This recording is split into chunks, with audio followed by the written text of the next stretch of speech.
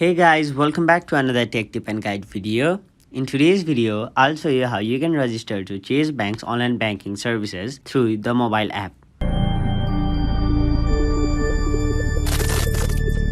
So first of all, go to your Play Store or App Store and type in Chase Bank.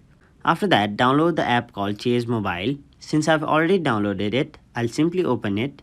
Then it'll take you to this page where you'll have to tap on the option sign up, which is right over here.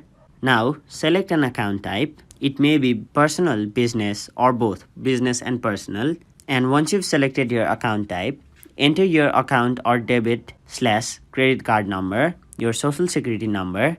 Then you'll have to enter a username, and then you'll have to enter a password for your account. And once you fill in all the details provided to you, you'll be successfully registered to Chase Bank's online banking services. So that is it for this video. Hope this video was helpful to you guys, and if it was, please make sure to like this video and subscribe to our channel for more informational and helpful videos like these.